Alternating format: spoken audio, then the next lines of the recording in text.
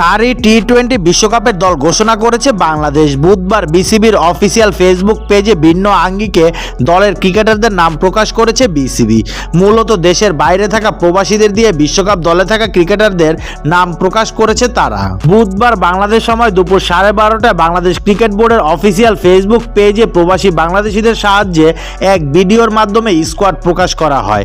ভিডিওর শুরুতে বাংলাদেশ ক্রিকেটের নারী বিভাগের প্রধান হাবিবুল বাশার সুমন বলেন, নারী টি-20 বিশ্বকাপের খুব একটা দেরি নেই।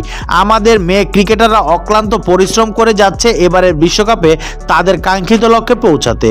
দল ঘোষণায় চমক হিসেবে বলা চলে তাজ নেহরার অন্তর্ভুক্তি। কোনো প্রকার আন্তর্জাতিক ম্যাচ খেলার অভিজ্ঞতা না থাকলেও 26 বছর বয়সী এই ব্যাটার সুযোগ পাচ্ছে বিশ্বকাপের দলে। 26 বছর বয়সী টপ অর্ডার ব্যাটার জায়গা পেয়েছে ঘরোয়া ক্রিকেট আর এ দলের হয়ে পারফরমেন্সের সুবাদে। জাহানারা আলম দীর্ঘদিন পর এশিয়া কাপ দিয়ে জাতীয় দলে এসেছিলেন, তিনিও জায়গা ধরে রেখেছে বিশ্বকাপের স্কোয়াডে। বাংলাদেশের বিশ্বকাপের স্কোয়াড: নিগার সুলতানা জ্যোতি অধিনায়ক, মারুফা আক্তার, দিশা বিশ্বাস, সাথী রানী, মুর্শিদা খাতুন, স্বর্ণা আক্তার, ঋতুমণি, নাহিদা আক্তার, সুলতানা খাতুন, সুবাহানা মুস্তারি, ফাহিমা খাতুন, জাহানারা আলম, দিলারা আক্তার, তাজ নেহার, রাবেয়া খান।